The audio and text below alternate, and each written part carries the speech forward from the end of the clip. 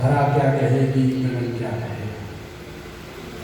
यहीं से सत्र पर चर्चा प्रारंभ करते हैं कि आज माँ भारती कह रही है, मैं औपचारिकता में नहीं जाता हूँ, बड़े भाई हमारे प्रवीण जी बैठे, संजय जी बैठे, सभी को प्रणाम करते हुए सभी आए हुए सभी साथियों को मातृशक्ति को प्रणाम करते हुए बात प्रारंभ कर रहा हूँ, क्योंकि हम एक प्रशिक्षण शिविर में है, किसी राजनीतिक दल के किसी अनौपचारिक अन्य कार्यक्रमों की तरह नहीं, सीधे विषय पर अगर हम नहीं देश के काम आए, इस पर यहीं से बात प्रारंभ होती है। आखिर क्यों इस लाइन की आवश्यकता पड़ी, इस वर्ग में, इस गीत में पहली लाइन ये पंच लाइन कहा जाता है। तो हम वहीं से बात प्रारंभ करें तो आती है बात कि हमारा आदि अनादिकाल की बहुत सी बातों को बोलना दोहराना कहलाएगा, परंतु हम अपनी जो राजनीतिक सामाजिक सांस्कृतिक यात्रा का प्रारंभ हम आजादी के बाद से प्रारंभ करना चाहते हैं। पूर्व के सत्रों की बात न करते हुए 1947 के बाद भारतवर्ष किस प्रकार से आगे बढ़ा और उसमें किस प्रकार से चीजें बढ़ते बढ़ते 2014 तक आती हैं, और वहीं से हमारा विषय प्रारंभ होता है 2014 के बाद का भारतवर्ष, उसका राजनीतिक विकास और हम सभी कार्यकर्ताओं का दायित्व। 47 में भारत आजाद होता है। बड़ी चालाकी से जो भारतवर्ष पे राज्य कर रहे थे अंग्रेज, उन्होंने बड़ी चालाकी से, शब्द चालाकी से कह रहा हूं कि समझना आसान हो जाएगा। पूरी दुनिया में उन अंग्रेजों का कभी राज्य का सूरज अस्त नहीं होता।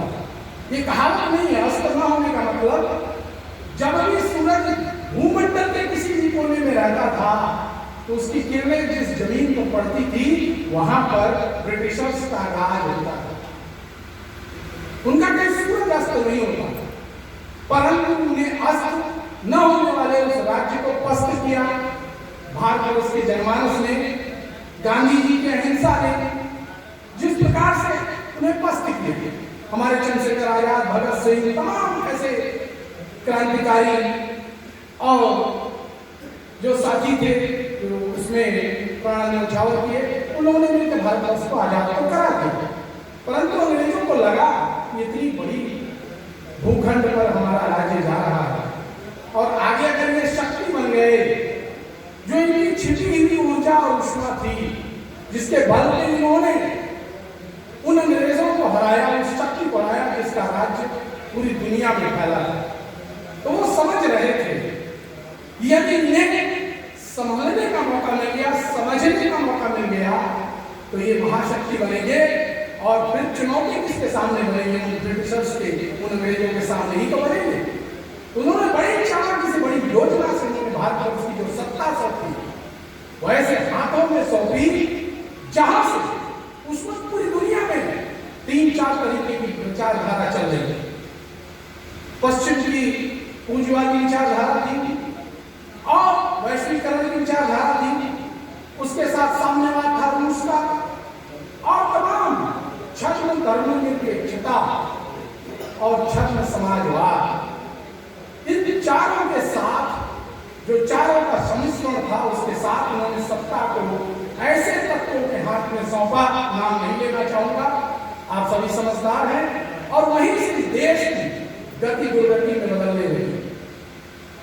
और जबकि वो समय था कि पूरा विश्व साम्यवाद से, पूंजीवाद से छुटकारा पाना चाहता, पूरी दुनिया में होड़ लगी थी कि हम किसी प्रकार से आजाद हो जाएं उन अंग्रेजों के जाल से।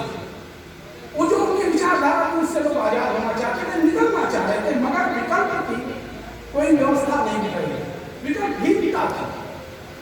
और उस विकल्पहीनता में जो एक सबसे बड़ा संकल्प लेकर भारतवर्ष में बाहर आए राष्ट्रीय स्वयंसेवक संघ, परमादरणीय डॉक्टर साहब गोलवलकर जी, और इनके साथ अगली पीढ़ी में पंडित दीनदयाल उपाध्याय जी, और तदनुसार हम आगे बढ़ते चलेंगे अटल बिहारी वाजपेयी और वर्तमान में नरेंद्र भाई मोदी।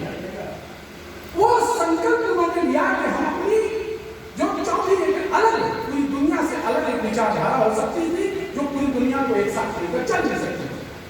वो कौन सी विचारधारा थी? वो हमारी अपनी सांस्कृतिक राष्ट्रवाद, वो सांस्कृतिक राष्ट्रवाद इसलिए मैं उसको शब्द कहूंगा क्योंकि अगर हमारे देश को समझना है, भारतवर्ष को समझना है, तो भारत की संस्कृति को समझना है, और भारतवर्ष की संस्कृति को समझना है तो भारतवर्ष को ठीक से समझना है। दोनों एक दूसरे से पूरक हैं, दोनों एक दूसरे के साथ जुड़े हुए, इंटरकनेक्टेड हैं। जैसे जब कोई राष्ट्र होता है, कोई देश होता है, तो उसकी अपनी सीमाएं होती हैं। अन्य देशों की सीमाएं अगर आप ध्यान से देखें, उनकी एक भौगोलिक सीमा है, भूखंड है उनका, और भूखंड के आधार पर वो अपना राज्य बनाते हैं, देश चलाते हैं। परंतु हमारे भारतवर्ष में कभी भी ऐसा राज्य तो कोई राजा हुआ क्या जो अमरनाथ से लेकर रामेश्वरम तक और गुजरात से लेकर नागालैंड तक एक साथ एक बार में राज्य किया हो? परंतु जब एक साथ सबने राज्य नहीं किया, सब छोटे छोटे राजे रजवाड़े थे, जब छोटे छोटे राजे रजवाड़े थे, सबकी अपनी अपनी सीमाएं थी, सबके अपने अपने नियम कानून थे, तो फिर पूरे राष्ट्र को एक धारा में बांधा कैसे किया? वहां से अगर गौर करें, आप किसी भी मतावलंबी के हो, आप बोले मैं शैव संप्रदाय मानता हूं, मैं शिव का उपासक हूं, अगर शिव से शुरू करें तो अमरनाथ, अगर सुदूर उत्तर में है, दक्षिण में रामेश्वरम है, अगर आप पूरब में चले, शिवसागर आसाम में है, तो पश्चिम में आपको आप देख सकते हैं कि हमारा गुजरात में सोमनाथ का मंदिर, मल्लिकार्जुन है, कृष्णेश्वर है, तमाम से पश्चिमी तट के हमारे शिव के साथ पूरा देश एक सूत्र में बना। आप कहेंगे साहब हम तो राम को मानने वाले हैं, हम राम को मानने वाले तो सत्य है। राम की राजधानी अयोध्या, कहाँ तक पहुंचते हैं राम? आप सीधे पहुंचते हैं राम से उत्तर से दक्षिण तक कनेक्ट किया राम ने। यहाँ से देखिए बीच में तमाम छोटे छोटे कवियाई रहे, परंतु राम ने पूरे देश को एक साथ उत्तर से दक्षिण तक जोड़ दिया।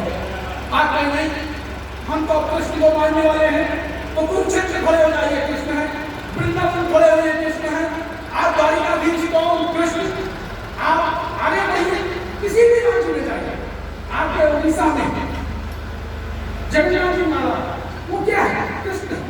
इस तरह कृष्ण ने भी पूरे देश को एक सूत्र में बांधा, राम ने पूरे देश को एक सूत्र में बांधा, शिव ने पूरे देश को एक सूत्र में बांधा। 52 हमारी कहा जाता है, कहीं कहा जाता है 11, 51 हमारी शक्तिपीठ है, कहीं 52 कहा जाता है, 72 कहा जाता है, 108 तक कहा जाता है कि हमारे शक्तिपीठ है।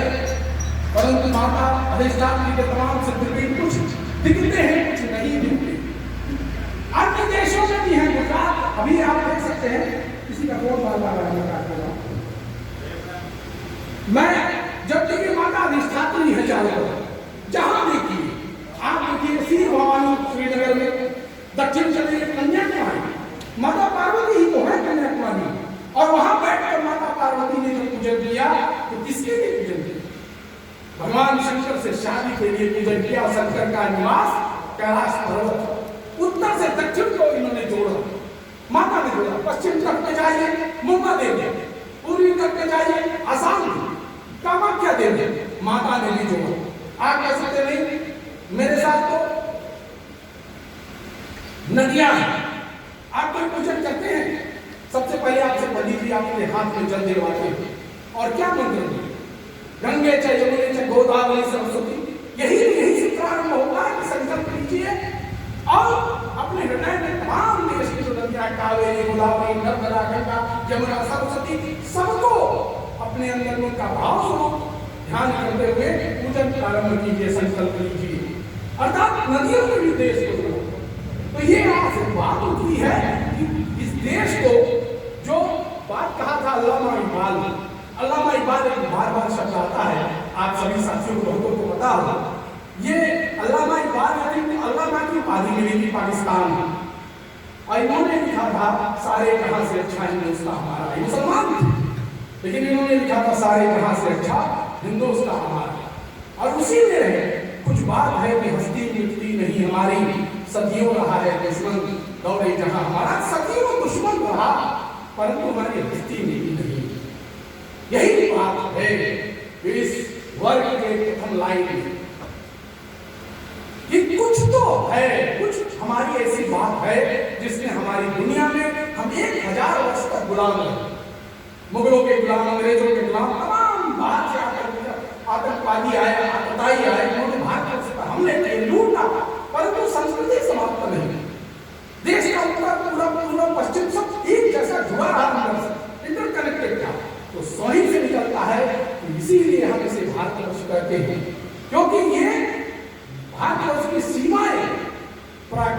निर्मित है। पूरे दुनिया में आपने सुना है कि कभी कोई महासागर जिसका नाम उस देश के नाम से होगा। भारतवर्ष को ये गौरव प्राप्त हिंद महासागर, एकमात्र महासागर का नाम किसी देश के नाम से। हमारी प्रकृति को पूरी तरह से चारों ओर से बांधा ईश्वर ने, और वहीं से पंडित दीनदयाल उपाध्याय जी ने, गुरु जी ने, डॉक्टर साहब ने इस बात को कहा कि चीज तो हमारे अंदर ही है, इसे स्थापित करने की जरूरत है, जनता के सामने ले जाने की जरूरत है, समाज में इसको बताना है, और वहीं से पूरे दुनिया को एक रास्ता निकलेगा। हम तो वसुधैव कुटुंबकम कहते थे ना, हम तो पूरी वसुधा को अपना एक परिवार मानते थे। हमने परिवार की बात की तो दूसरे देश के पश्चिम देशों ने कहा कि नहीं, हम तो ग्लोबलाइजेशन कहते हैं, उसमें भी तो विश्व है, आप में भी विश्व है, हमारे और आपकी बात में अंतर क्या है? साथियों, मेरे गौर से बहुत बड़ा, अब गौर से सोचिए क्या होता है। वसुधैव कुटुंबकम की बात आती है तो केंद्र में परिवार होता है, और जब ग्लोबलाइजेशन की बात आती है तो केंद्र में व्यापार और बाजार। जहां व्यापार और बाजार रहेगा वहां सभी संबंध, सारे रिश्ते नाते लाभ हानि के आधार रहेंगे, नफा नुकसान पे बनेंगे। वहां जहां पे परिवार होगा, जहां के केंद्र में परिवार होगा, वहां सारे संबंध सम्मान और आपसी भाईचारे से जुड़े हैं। परिवार में सुलह होती है, व्यापार में कलह।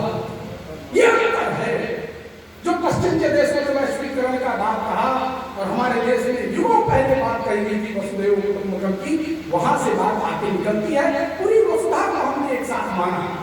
ये एकमात्र देश है, हमारी संस्कृति थी, हमारी विचारधारा थी। क्यों हम उस संस्कृति विचारधारा इसलिए आपसे बता रहे हैं मित्रों कि जब तक आप इसके पक्ष को नहीं समझेंगे, कार्यकर्ता का 2014 के बाद मिलने वाले वो अप्रतिम सफलता को आप पूरी तरह से समझ नहीं पाएंगे। मैं उस पर पहुंचाने वाला हूं 2 मिनट के अंदर। तो जाकर बात आती है कि जब इतने बड़े कार्यकर्ता बोध के साथ जब हम वैश्वीकरण को दबाते हैं, हमारे देश का पूरा निर्माण ईश्वर करते हैं, तो वहां से हमारा सांस्कृतिक उत्थान शुरू होता है। हम राष्ट्र की परिधि में आते हैं। राष्ट्र अर्थात जो विचारधारा के तहत राज्य जो होता है वो किसी भूखंड को कहते हैं। राज्य, राष्ट्र, इन 2 चीजों को बड़ी महत्वपूर्ण चीज है साथियों। प्रशिक्षण दौर है, जरूर सीखिए, बाहर जाइएगा, इस पर चर्चा होगी। दूसरे दल के लोगों से आपकी विचारधारा बातें कैसे अलग है, इसको बताने के लिए आप बोले कि मेरे देश में, हमारे देश को क्यों भारतवर्ष कहा जाता है, हमारे यहाँ क्यों राष्ट्र कहते हैं, हम राज्य और देश के नहीं कहते। देश जो होता है वो किसी भूखंड को कहते हैं, और राज्य जो होता है वो उस भूखंड के अंदर के रहने वाले लोगों को चलाने के लिए संचालित करने वाली जो पॉलिटिकल अथॉरिटी होती है, जो शक्ति होती है, उसे हम राज्य कहते हैं। पश्चिम के देशों में स्टेट नेशन थ्योरी चलती है, राज्य और देश का सिद्धांत चलता है। हमारे देश में राष्ट्र की बात है। राष्ट्र जो पूरी तरह से किसी व्यक्ति ने विचारधारा से चलता है। राष्ट्र जीवन की परिकल्पना है। कोई राजा हुआ हो, किसी का राज्य कहीं रहा हो, मगर मां गंगा हर थी। आज भी एक 1857 के गदर की बात छोटी सी याद आ गई। 1857 के गदर के समय एक महाराष्ट्र के व्यक्ति उत्तर भारत में व्यापार करने आए। उनका नाम मैं भूल रहा हूं, शायद गदर शब्द में भूल रहा हूं, मुझे ध्यान आएगा मैं बता दूंगा। उन्होंने अपनी किताब में लिखा कि जब मैं 57 में यहाँ पर व्यापार करने आया 1857 में, उस वक्त गदर हो गया। पूरे देश में स्वतंत्रता संग्राम की पहली स्वाधीनता के लिए संग्राम शुरू हो गया। जब वो शुरू हुआ तो वो कुछ वहां व्यापार तो कर नहीं पाए, लेकिन जब वो लौटने लगे तो उन्होंने अपने उदाहरण में लिखा कि मैं जब लौटा तो मैं अपने साथ मां गंगा का एक जल लेके गया, और मैंने उस जल से अपने माँ और बाप को नहलाया। मेरी जिंदगी का वो सबसे बड़ा पुण्य का दिन है। तो ये है कि जब गंगा सबको जोड़ती है, जब शिव और पार्वती, हमारी माता अधिष्ठात्री कृष्ण, सभी एक दूसरे को जोड़ते हैं, तो वहां से जो जीवन की विचारधारा निकलती, जो मर नहीं सकती विचारधारा, कभी कभी कट नहीं सकती, वही के आधार पर हम राष्ट्र की बात करते हैं। इसलिए आप राष्ट्र की बात किया कीजिए, देश की नहीं। आप भारतवर्ष की बात कीजिए, सिर्फ भारत की नहीं। आप इंडिया की बात नहीं, भारतवर्ष की बात किया कीजिए। या शिक्षा के दौर की बात की, इसलिए मैंने कह दिया वहां से जब इस विचारधारा को आगे बढ़ाना था तो महत्वपूर्ण सवाल वहां पर यह उठ के आया कि जब गांधी जी का पद होता है तो आप देखे होंगे कि उसी समय का काल इतिहास में है वर्णन कि राष्ट्रीय स्वयंसेवक संघ पर प्रतिबंध लगा दिया। प्रतिबंध तो राष्ट्रीय स्वयंसेवक संघ पे लग गया, परंतु उस प्रतिबंध के खिलाफ तत्कालीन संसद के अंदर विषय उठाने के लिए, उसका विरोध करने के लिए कोई नहीं मिला, कोई नहीं मिला। ऐसे उसी समय आदरणीय गोरवलकर जी गुरु जी ने कहा कि हमें एक राजनीतिक दल बनाना पड़ेगा और वहीं से भारतीय जनसंघ की स्थापना होती है 1951 में। राजनीतिक दल की स्थापना होगी, क्यों? क्योंकि हमें अपने विचारधारा को स्थापित करना होगा। विचारधारा को स्थापित करने के लिए, विश्व में अपनी बातों को कहने के लिए कहा जाता है ना कि युग भी नहीं सुनता दुर्बल जनों का शांति पाठ। यदि आप दुर्बल हैं और बहुत अच्छी बात भी कह रहे हो ना तो दुनिया नहीं सुनती। दुनिया तब सुनती है जब एक ऊंचाई पर आप खड़े रहे, ऊंचे प्लेटफॉर्म पर खड़े होकर अपनी बात कहेंगे, वही बात दुनिया सुनती है, गौर करती है, उसको फॉलो करती है। इसलिए ऊंचाई पर आना पड़ेगा, इसलिए सामर्थ्य बढ़ाना पड़ेगा। सामर्थ्य बढ़ाने के लिए हमें संगठन की आवश्यकता पड़ेगी। संगठन ऐसा जो हमारी विचारधारा से पोषित हो, परंतु ऐसा नहीं कि संगठन ने केवल किसान को मजबूत कर दिया तो छात्र का क्या होगा, छात्र को मजबूत कर दिया तो दूसरा व्यापार का क्या होगा। इसलिए हर वर्ग को मजबूत करना होगा और वहीं से राष्ट्रीय स्वयंसेवक संघ के द्वारा जो पोषित हमारा राष्ट्रवाद था, जो पल्लवित मेरा राष्ट्रवाद था, उसके तमाम अंग जिन्हें हम अनुसांगिक संगठन कहते हैं, उन अनुसांगिक संगठनों में एक संगठन राजनीतिक दल के रूप में 1951 में भारतीय जनसंघ था, जो वर्तमान में 1980 के बाद भारतीय जनता पार्टी। तमाम अनुसांगिक संगठन है। अगर छात्रों की बात आवे, शिक्षा की बात आवे, अखिल भारतीय विद्यार्थी परिषद, राष्ट्रीय शैक्षिक महासंघ शिक्षकों के बीच में काम कर रहा है, वनवासी क्षेत्र में, शेड्यूल्ड ट्राइबल क्षेत्र में काम करती है, वनवासी कल्याण आश्रम काम कर रहा है, सेवा के क्षेत्र में सेवा भारती कार्य कर रही है, शिक्षा के क्षेत्र में शिक्षा भारती कार्य कर रही है, संस्कृत भारती कार्य कर रही है, विज्ञान भारती कार्य कर रही है। सबके अपने अपने काम है। हिंदू धर्म को एक करने के लिए विश्व हिंदू परिषद कार्य कर रहा है। पूरी दुनिया में 800 ऐसी अपनी इकाइयां हैं जो हमारे विश्व, जो हमारा विश्व विभाग है, उसके अधीन काम करती है। पूरी दुनिया में हम हिंदू स्वयंसेवक संघ के रूप में भारत के बाहर, क्योंकि हम इसे राष्ट्रीय स्वयंसेवक संघ नहीं कह सकते, इसमें वहां काम करते हैं। हम अपने हर वर्ग के, अपने जो वकील हैं, डॉक्टर है, डॉक्टर के साथ हमने बनाया अपनी भाषा, खिलाड़ियों के साथ क्रीड़ा भारती बनाई, सबके साथ अपना एक संगठन बनाया और इन संगठनों के अपने कार्य करने की शैली और नियंत्रण अलग अलग है, परंतु अंदर राष्ट्रीय भावना का विचार एक है। इस प्रकार से समाज में हर वर्ग में काम प्रारंभ होता है। माताओं के बीच में राष्ट्रीय सेविका समिति चलती है, 3 लाख सदस्य हैं राष्ट्रीय सेविका समिति, उनके बीच में काम होता है, सेवा भारत का काम चलता है, आपके तमाम क्षेत्रों में कार्य शुरू होता है और उन क्षेत्रों में कार्य होने के साथ हमारा जमीनी जो कहा जाता है बहुत बड़ी बिल्डिंग बनानी है ना, तो नींव मजबूत होनी चाहिए। तो हमने अपने नींव में जितने भी भारतवर्ष के अवयव हो सकते थे, छात्र, शिक्षक, महिलाएं, बच्चे, सबको, किसान, मजदूर, भारतीय मजदूर संघ आज की डेट में भारत का सबसे बड़ा मजदूरों का संगठन है। भारतीय मजदूर संघ इसलिए मजबूत हुआ कि मैं दत्तोपंत जी का उल्लेख जरूर करूंगा, आप सब लोग को जानना चाहिए। एक छोटा सा किसी को पुरस्कार मुझे मिला नहीं, ये आपने हमें सम्मान दिया, अनेक ग्रहण करना। आप सोचिए जो हमारे दत्तोपंत जी थे, उन्हें 2002 में पद्म विभूषण दिया जाता। दत्तोपंत जी को ये गौरव प्राप्त है, उन्होंने भारतीय मजदूर संघ और भारतीय किसान संघ दोनों को उन्होंने स्थापित किया और दोनों आज की डेट में भारत के सबसे बड़े अपने क्षेत्र के संगठन हैं। उन्हें 2002 में परमाणु अटल बिहारी वाजपेयी जी ने पद्म विभूषण से अलंकृत करने के लिए उनका नाम चयनित कर दिया और दत्तोपंत जी ने कहा कि नहीं, ये मैं स्वीकार नहीं कर सकता, क्योंकि जिस विचारधारा के पोषक, जिस विचारधारा के हम संवाहक हैं, उस विचारधारा को आदरणीय डॉक्टर साहब ने, गोलवलकर जी ने किया है, उन्हें तो कोई सम्मान नहीं दिया गया, इसलिए ये मैं पद्म विभूषण नहीं ले सकता। ऐसे चरित्र के माध्यम से राष्ट्र निर्माण के एक ईंट रखे गए। हमने नीचे की पूरी की एक मजबूत नेतृत्व, वहां से हमारी यात्रा शुरू होती है 2014।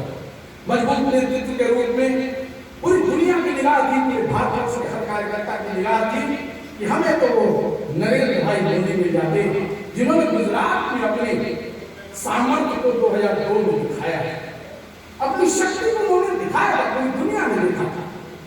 अमेरिका ने कहा कि इस व्यक्ति को हम वीसा नहीं देंगे, और आप सब लोग के लिए गौरव की बात है कि 2014 में प्रचंड बहुमत से परमानंद नरेंद्र मोदी भारतवर्ष के जब प्रधानमंत्री बनते हैं तो अमेरिका से सबसे पहला बुलावा आया है।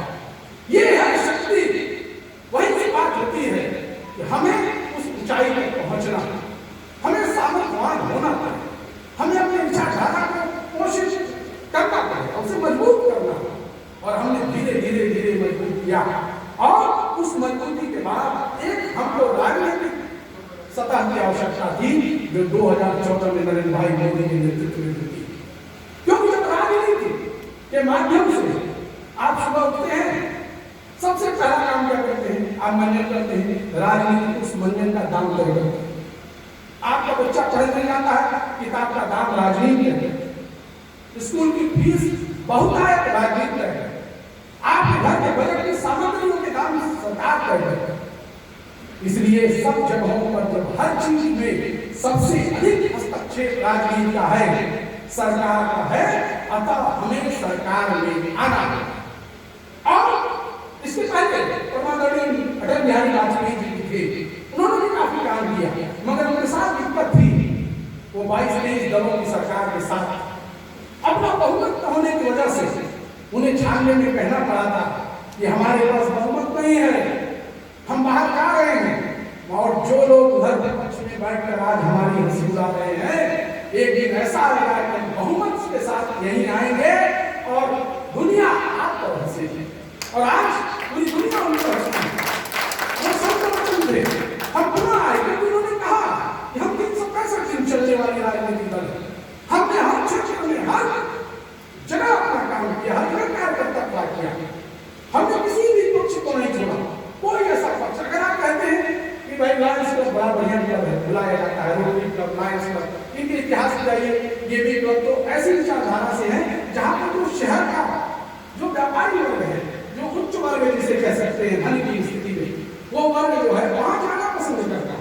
हमने वहाँ भी भारत विकास परिषद खड़ा किया, और भारत विकास परिषद की किसी शाखा में वो साथी जाते हो, उनसे पूछिएगा कि क्या वो लायंस क्लब, रोटरी क्लब से खराब है क्या? उनसे बेहतर है। हमने हर वर्ग में काम किया, हमने हर वर्ग को खड़ा किया, बस नेतृत्व की जरूरत थी और बहुमत की आवश्यकता थी। और देश में दोनों हाथ फैलाकर नरेंद्र भाई मोदी की झोली भर 12 करोड़ सदस्यों वाला भारतीय जनता पार्टी सन 14 में आज 18 करोड़ सदस्यों वाली पार्टी बनती, और देश में बहुमत आपके सामने। कभी 3 सांसद के साथ हमारा देश, ये भारतीय जनसंघ जब 1952 में पहला चुनाव होता है, 3 सदस्य। जब भारतीय जनता पार्टी का पुनर्गठन होता है 1980 में, 2 सदस्य, 84 इलेक्शन 2 सदस्य, वहां से हमारी यात्रा प्रारंभ हुई। हम कभी पीछे नहीं, हमने कभी झुके नहीं, दबे नहीं, लेकिन हमने निरंतर काम किया, हर क्षेत्र में काम किया, और पूरी दुनिया ने, पूरे भारतवर्ष के गले लगाया। और नरेंद्र मोदी भाई मोदी 2014 में बनती, जब 2014 में नरेंद्र भाई मोदी आते, इनसे पहले 10 साल का जो सरकार जिन्होंने चलाया था, जरा उन पे भी 2 नजर डाल लें, 2 मिनट। कैसा देश हम लोग को 2014 में प्राप्त हुआ। 2014 में प्राप्त हमारा देश, जहां पर हमारे प्रधानमंत्री मनमोहन सिंह कहते थे कि संसाधनों पर पहला हक तो अल्पसंख्यकों का है। ये कहा था, अधिकारी के नाम है मनमोहन सिंह। इस देश में जिस प्रकार से तुष्टीकरण की जा रही है, उस तुष्टीकरण का परिणाम था कि धारा 370 इस देश में था। हम इसी देश में रहते हुए कश्मीर में जाकर जमीन नहीं खरीद सकते थे। जो मेरे साथी कश्मीर से भगाए गए थे, कश्मीरी पंडितों को, हम इसी देश में उनको पुनः स्थापित नहीं कर सकते थे। हमारी कमजोरी थी। यही पर साहबानों का केस होता है, सुप्रीम कोर्ट में साहबानों को मेंटेनेंस तो समझे, किसी महिला को अगर उसके पति छोड़ दे तो उन्हें मेंटेनेंस दाखिल करती है और उन्हें भरण पोषण का आदेश मिलता, मुसलमान भाइयों की नहीं थी। साहबा को सुप्रीम कोर्ट तक लड़ती थी कि हमें इस उम्र में जब मुझे तलाक दे दिया गया तो मुझे मेंटेनेंस दिया जाए। सुप्रीम कोर्ट ने साहबानों केस में मेंटेनेंस को एक्सेप्ट किया और कहा कि इन्हें मेंटेनेंस दिया जाए। जरा गौर से सोचिए, सर्वोच्च न्यायालय का आदेश मेंटेनेंस का था, बहन के लिए था। और धन्यवाद, मेंटेनेंस का था, परंतु तत्कालीन संसद ने उस आदेश को रद्द किया। आप जरा सोचिए उस बहन पे, जरा सोचिए उस परिवार पे, जो उन लोगों पर उनकी क्या गलती है।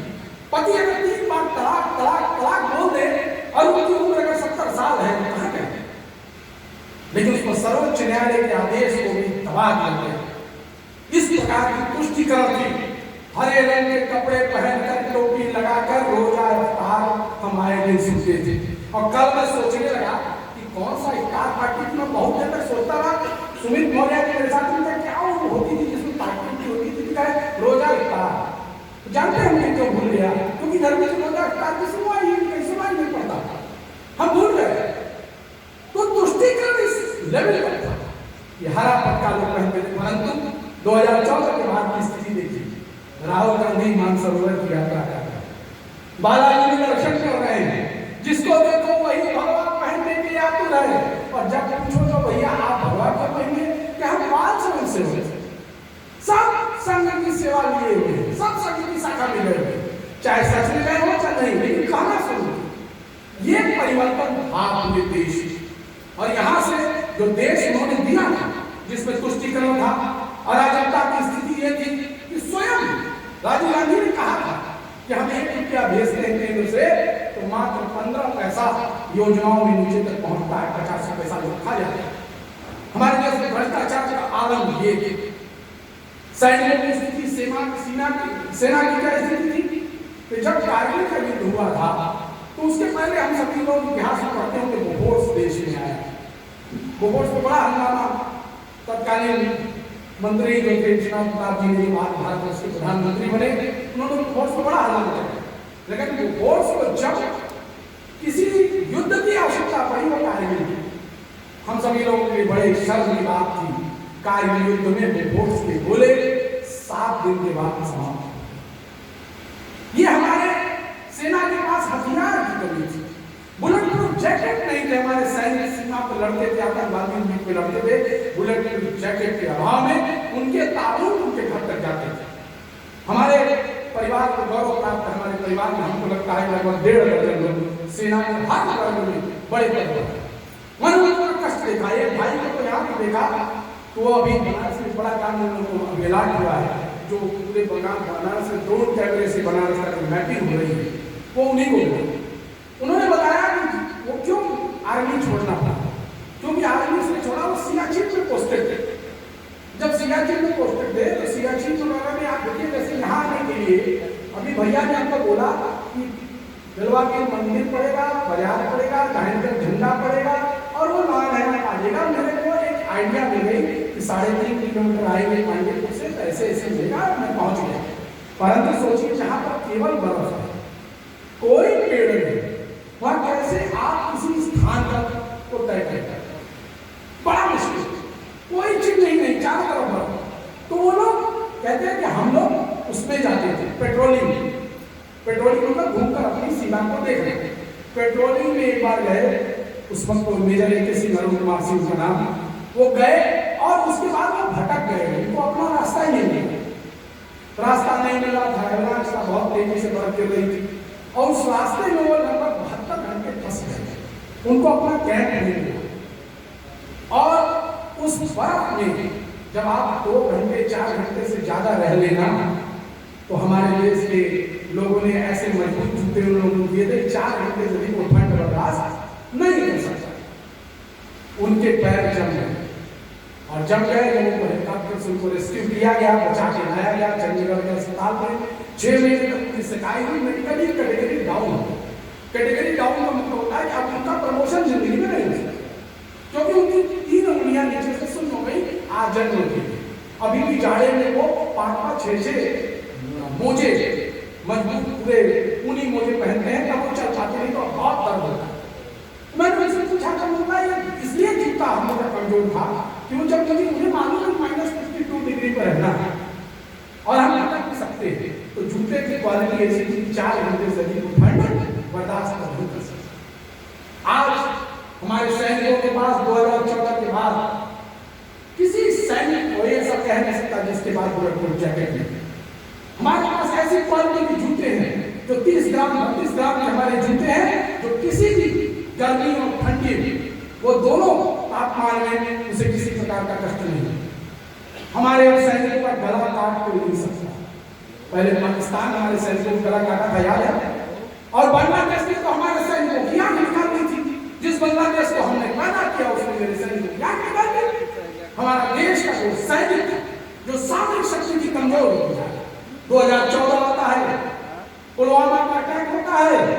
इसी देश में पुलवामा के अटैक के 45 दिन के अंदर पाकिस्तान की सीमा के अंदर बालाकोट पर एयर स्ट्राइक करता है भारत। पूरी दुनिया ने देखा, पूरी दुनिया ने कहा कि इस स्ट्राइक पर जब पाकिस्तान जाकर पूरी दुनिया में रोना शुरू किया और उसने कहा कि भारत ने मेरे सीमा का उल्लंघन किया है, तो आप सब लोग को सुनकर अच्छा लगेगा कि जो मुस्लिम देश, जो बांग्लादेश हमारे सैनिकों की आंख निकालता था, उसने कहा ये भारत और उसका आंतरिक मामला, हम नहीं बोलते, कोई गलती नहीं की। अगर आप वहां पर टैंक चलाएंगे तो हमला कर सकता है।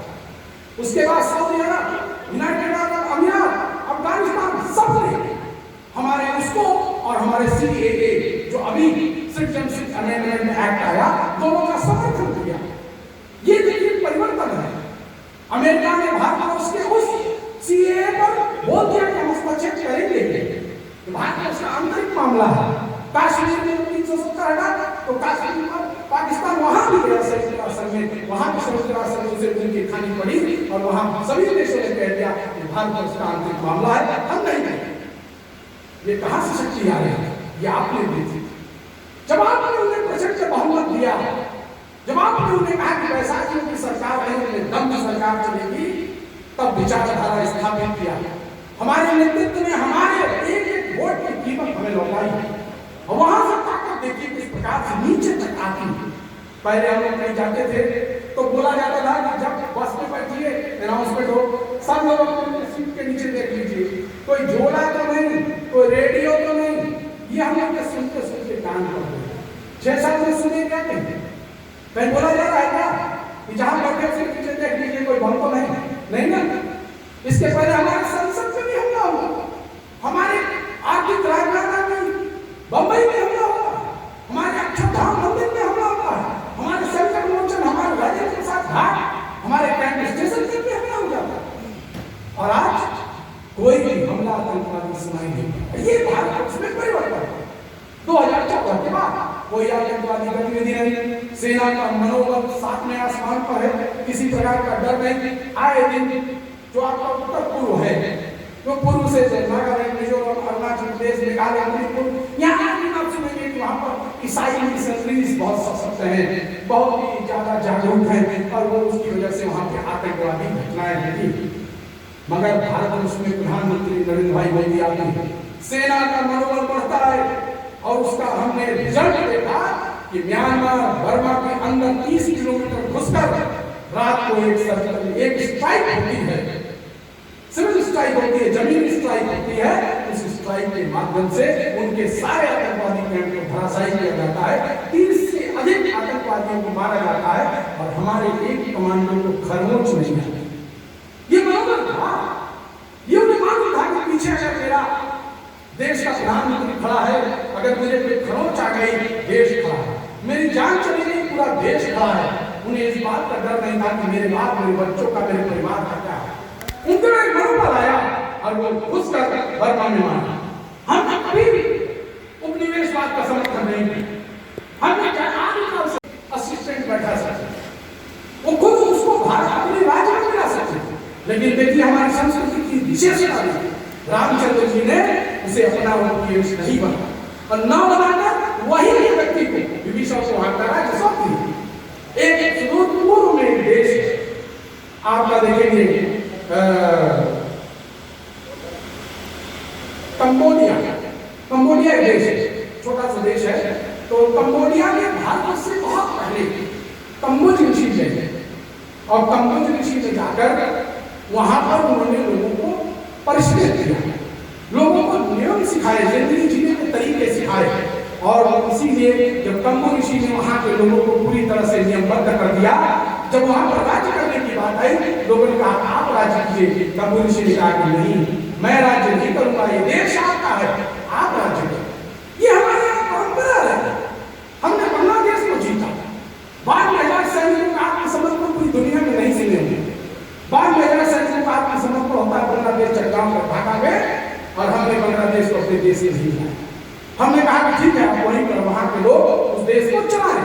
हमने कभी उपनिवेश नहीं बात नहीं बात, हमने किसी को नहीं मिला, सबको चुने दिया। इसलिए दुनिया हमारी विचारधारा के साथ खड़ी हुई है, उसको कोई भय नहीं। आज बहुत से राज्य हैं, राष्ट्र हैं जिनकी 10,000 की जनसंख्या है, 50,000 की जनसंख्या है, 1 लाख की जनसंख्या है, परंतु वो जो भारतवर्ष के प्रधानमंत्री से दिल्ली मिलने आते हैं उन्हें भय नहीं लगता, उन्हें उनके साथ बैठने में डर नहीं लगता, क्योंकि उन्हें मालूम है देश की संस्कृति जिस प्रकार की थी और जिस संस्कृति के सम्राट प्रधानमंत्री और दल भारतवर्ष के है, वो कभी निवेशवाद का समर्थन नहीं था। ये सदैव सर्वे भवन्तु सुखिनः की बात करने वाले लोग, और वहीं से शुरू होता है सर्वे भवन्तु सुखिनः की बात करने के लिए सरकार ने। तो 2014 के पहले क्या है, देश के 5,75,000 गाँव में हमारी माताएं पेट मरोड़ कर सुबह शौच करने के लिए जाती थी। हम छोटी छोटी बात पर हम तमाम लोगों से लड़ जाते हैं, क्योंकि हमारी माताओं बहनों को कोई ना बोले। परंतु आप सोचिए, हमारी पहले हमारी माताएं खुले में शौच करने जाती थी, हमारे सम्मान की ठेस पहुंची, परंतु उस परिवार के पास शौचालय नहीं। और देश की भावना समझिए, देश के प्रधानमंत्री ने उसे शौचालय नहीं, उसे इज्जत दिया। ये है कंबोज ऋषि वाले भारतवर्ष का ये सच, ये श्रीलंका को जीतने वाले रामचंद्र जी का सच, ये है विचारधारा। हमने कहा ये इज्जत घर है, हर घर की इज्जत है, और हमने गांव-गांव शौचालय बनाए, इज्जत घर बनाए। लोगों के पास छत नहीं था, उनको आवाज दिया, बिजली का कनेक्शन सामने से बिजली जाती थी, लेने की लोगों को शक्ति नहीं, क्यों? कनेक्शन लेना महंगा था। और हमारे देश के प्रधानमंत्री कहा नहीं, यदि आप निर्बल हैं आपको कनेक्शन मुफ्त है। हमने मुफ्त में कनेक्शन दिया। हमारी बहनें कंडे से जब खाना बनाती थी तो दबा की रोटी हो जाती थी। हमारे मैंने भी अपने बचपन में अपनी माँ को देखा, गोरी पर खाना बनाती थी और अंत में वो दबा से ही गुजरी 2012। बाद में हमको क्या आ गया, गैस लेकिन तो शुरू की दिक्कत थी, नुकसान का हो चुका, दबा का रोग पूरे देश। बहनें धुएं के साथ घर का खाना बना रही, सुबह बहुत भोर में जाकर खेत में अपना किस प्रकार से वो जीवन जीती थी वो देखने लायक। छत नहीं थी, बिजली नहीं था, चूल्हा नहीं था, तमाम सारी चीजें जो जरूरत थी। लेकिन हमारे देश में पंडित दीनदयाल जी ने जो कहा था, अंत्योदय, अंतिम व्यक्ति का उत्थान उदय, जो बात उन्होंने कही थी उसको हमारी सरकार ने अंगीकार किया। और इसके पहले सरकार ने बहुत सी योजनाएं लाई, परंतु वो योजनाएं सफल तो नहीं हुई। वो इसलिए योजनाएं सफल नहीं होती थी, एक पूरे दुनिया में एक आवाम मंडल बना था देश में, ये सरकारी काम और सरकारी अफसर जान, इस सरकारी बोर्ड में तो समझे योजना सरकार का सरकार हम कम से क्या करना। लेकिन इस सरकार में आने के बाद कहा नहीं, ये जितनी योजनाएं हैं ये अपनी व्यक्ति तक पहुंचाने का काम कार्यकर्ताओं का। और पहली बार इस देश में अगर कोई आयुष्मान का कार्ड बनाना, मंडल स्तर पे आयुष्मान के कार्ड बने, वार्ड स्तर पे लोगों ने आयुष्मान के कार्ड बनाया, लोगों को आवास के लिए तमाम फॉर्म कार्यकर्ताओं ने बनाया। उज्ज्वला योजना के लिए, उजाला योजना के तहत बिजली का कनेक्शन कार्यकर्ताओं ने। उससे दो फायदे, पहला फायदा सरकारी विभाग पर नियंत्रण। यदि हमारा कार्यकर्ता खड़ा है, उसे मालूम है कि हमारी ये योजना है, इस बहन को मिलना चाहिए, मैं इसको जानता हूं, तो वो अधिकारी वहां पर मनमान नहीं। तो ये परिवर्तन आया 2014 के बाद। ये कार्यकर्ता और संगठन यदि सत्ता पर काबिज होता है तो कार्यकर्ता और संगठन का मुख्य काम यह है कि वो देश में जितनी योजनाएं बन रही हैं सब पर पूरी नजर रखे, सब पर पूरी नजर रखे और सही व्यक्ति तक वो पहुंच रही कि नहीं, ये उसका भी कर्तव्य है। उसे चेक एंड बैलेंस करने का उसका अधिकार है। ये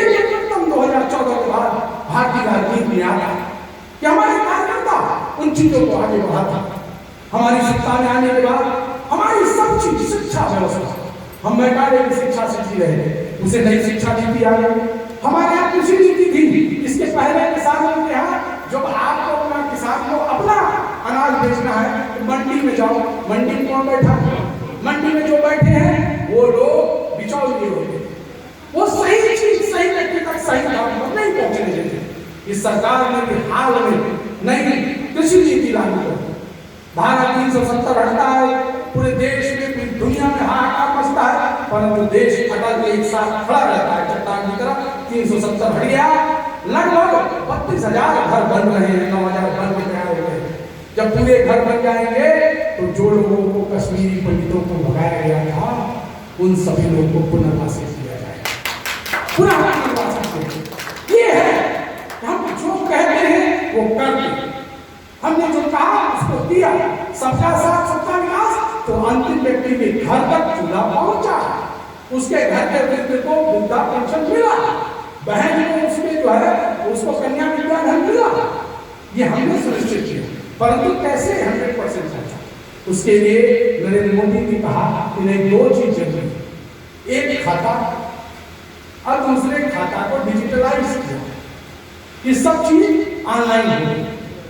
दो चीज है, जब देश 2014 में मिलता है नरेंद्र मोदी को सिर्फ 8 करोड़ खाते थे और 6 साल में इस वक्त 40 करोड़ से ज्यादा खाते हैं।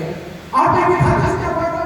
खाते से फायदा वही कि जो राजीव गांधी ने कहा था 1 रुपया चलता है 85 पैसा गुम हो जाता है, बस 15 पैसा पहुंचता है, अब 1 चलता है 1 पहुंचता है, बीच में कोई नहीं ले पाता। इन्होंने खाता को सारी योजनाएं ऑनलाइन कर, सारी योजनाएं सीधे आपके खाते में जाती है।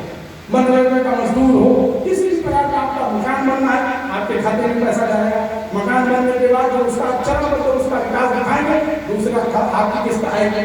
सब कुछ इन्होंने डिजिटलाइज किया और धीरे धीरे देश खड़ा हो गया। धीरे धीरे देश इस शक्ति में खड़ा हुआ। जब 2014 में हमारे प्रधानमंत्री संयुक्त राष्ट्र संघ में 2014 मई में सरकार ने धमक देखी इस देश की, आपकी ताकत देखी, विचारधारा का विकल्प देखी, पूरी दुनिया को मिला। 2014 में जब भारत के प्रधानमंत्री संयुक्त राष्ट्र संघ में जाके कहते हैं सितंबर में, और कहते हैं कि हम चाहते हैं कि 30 जून को विश्व में योग दिवस के रूप में मान्यता मिले। आपको सबको बड़े गौरव की बात, बड़ी खुशी की बात होनी चाहिए कि कुल संयुक्त राष्ट्र संघ में 193 देश, एक भारत और स्वयं, अर्थात 192 देशों में से 177 देशों ने भारत के प्रस्ताव को सह प्रस्ताव करके संयुक्त राष्ट्र संघ रखा। और उसके बाद सिर्फ और सिर्फ 75 दिन, 2.5 महीने में संयुक्त राष्ट्र संघ के इतिहास में ये स्वर्णाक्षरों से सदैव लिखा जाएगा कि सिर्फ 2.5 महीने में 75 दिन में वो प्रस्ताव बिना किसी विरोध के पूरे सदन ने समर्थन किया, निर्विरोध पारित हो जाता और पूरा देश हमारी योग को देखने लगता। अभी कोरोना काल में आपने देखा कि हमारे आयुर्वेद ने पूरी दुनिया को बचाया। आज सारे विश्व जो आपका WHO है वो बोल रहा है, विश्व स्वास्थ्य संगठन बोल रहा है कि आप सुबह गर्म पानी पीजिए, हल्दी लीजिए और उसके साथ अदरक लीजिए, गुड़ खाइए। ये सब कौन बताया था? ये सब हमारे आयुर्वेद में था।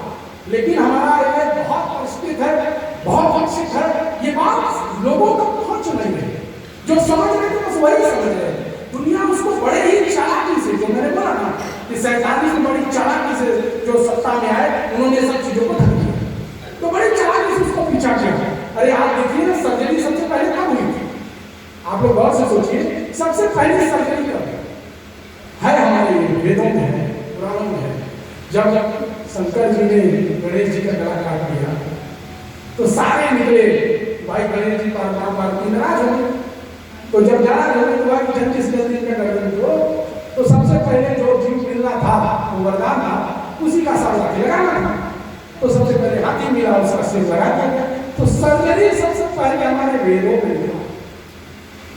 हमारे यहाँ सर्जरी कहाँ लिखी है? और आज लोग सर्जरी करके अपने आप को कहते हैं चिकित्सा विज्ञान में आगे। एक हम जब रामचंद्र जी श्रीलंका विजय के उपरांत किस चीज से आए? हम सब जानते हैं, उनसे जन्म बचपन में पढ़े हैं, लेकिन उसको गौर में पुष्पक विमान से। पुष्पक विमान की खासियत थी, इतने भी लोग बैठ जाए एक सीट खाली रहती,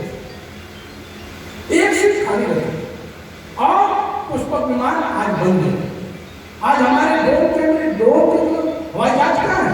उसको कोई चालक नहीं, वही तो है हमारे विज्ञान से मिली चीज। हमारे उस समय रामायण महाभारत में हमने देखा कि रामचंद्र जी ऐसे मंत्र पढ़े और तीर माथे पे लगाया और बहुतों ने कहा पश्चिमी देशों में ढकोसला है। और आज गाइडेड मिसाइल क्या है? गाइडेड मिसाइल में जब हम उसे कोड भरते हैं और उसे जो जगह बताते हैं जो चीज वो उसी को जाकर हिट करके आता है। ये वही गाइडेड मिसाइल का काम है। अर्थात हमारी संस्कृति ने विज्ञान को परिष्कृत किया, लेकिन विज्ञान में बड़ी चालाकी से हम आगे, जबकि आप लोगों की गौरव बात है कभी कोई विषय पहले सबसे आगे फिलॉसफी होती है, हमारी संस्कृति आगे होती है। उसने बताया गाइडेड मिसाइल बन सकता है, उसने बताया कि बिना चालक का ज्ञान बन सकता है, उसने बताया कभी भी गर्दन सर्जरी हो सकती है। हमारी संस्कृति इतनी दमदार, परंतु आज सरकार हमारी ताकतवर होती है, आपकी वजह से होती है, तब ये चीजें नीचे तक दिखाई देती। आज भ्रष्टाचार समाप्त, सेना का मनोबल पर, लेकिन सब काम हो रहे हैं। लेकिन पसंद की बात 2 मिनट में कहकर की बात समाप्त करूंगा कि अब जब सब कुछ हो रहा है तो शिक्षण की आवश्यकता नहीं। कहते हैं अब तो बहुत बढ़िया सब कुछ हुआ है, अब कुछ दिन चैन की बंसी बजा जाए, लेकिन यही पर अगर हमसे गलती हो जाए, यही तो हमको नहीं करना है कि जब सबसे अधिक खेत लहलहाने लगता है, फसल पक चुकी रहती है, तभी तो हमलावर आते हैं उस पर हमला करके उसको लूटने के लिए। आज हमारी संस्कृति पूरी दुनिया में उभर के सामने आ गई। आज हमारी विचारधारा, हमारा सामर्थ्य, आज हम दुनिया में सबसे बड़े राजनीतिक संगठन है, आज हम दुनिया में सबसे बड़ा सांस्कृतिक संगठन राष्ट्रीय स्वयंसेवक संघ हमारे साथ है, हम उसकी विचारधारा से पोषित है। सबसे बड़ा संगठन, देश का सबसे बड़ा मजदूर संगठन भारतीय मजदूर संघ, देश का सबसे बड़ा जो आपका संगठन है किसानों का भारतीय किसान संघ, देश का सबसे बड़ा, लेकिन आप उसके होते हुए भी आप क्यों शिक्षा वर्ग में आते हैं? इसलिए आते हैं आधार शिक्षा का मतलब आए गिरी है घाट रोड के किनारे, और उसके साथ हम काम करना प्रारंभ करें। और ये वही वक्त है कि बात चुपचाप और सतर्कता से और अनुशासित तरीके से लगे रहिए। अंतिम बात अटल बिहारी वाजपेयी जी की उस बात से अपनी बात समाप्त करूंगा। तो अटल जी ने कहा कि भी बहुत से काम बचे हैं, उन्हें करना है। जो कुछ हमने खोया है, आदि अनादि काल से हमने विश्व गुरु का स्थान खोया है, हमने पूरी दुनिया पर राज किया था, लोगों के दिमाग पर राज किया था, भावनाओं से राज किया था, उस चीज तक पहुंचना है। तो उन्होंने कहा था 15 अगस्त का दिन कहता, 15 अगस्त का दिन कहता आजादी अभी अधूरी है, सपने सच होने बाकी है, रानी की शपथ हुई है। कलकत्ते के फुटपाथों पर जो भूखे नंगे सोते हैं, कलकत्ते के फुटपाथों पर जो आंधी पानी सहते हैं, उनसे पूछो 15 अगस्त के बारे में क्या कहते हैं। नहीं कहा कि कवि हृदय अटल जी का कहता है, इसीलिए तो कहता हूँ आजादी अभी है। कैसे उल्लास मनाऊं मैं, जैसे माँ भारती सामने से आकर खड़ी हो जाती है, कहती नहीं घबराने की आवश्यकता नहीं, वो कहलाती है कैसे उल्लास मनाऊं मैं। तो माँ से चिल्ला के कहते हैं, तो माँ कहती है जवाब में, दिन दूर नहीं खंडित भारत को पुनः अखंड बनाएंगे, दिन दूर नहीं खंडित भारत को पुनः अखंड बनाएंगे, गिलगित से गारो पर्वत तक आजादी जश्न बनाएंगे। उस स्वर्ण दिवस के लिए आप कमर कसे बलिदान करें, जो पाया उसमें खो न जाए, जो खोया उसका ध्यान करें।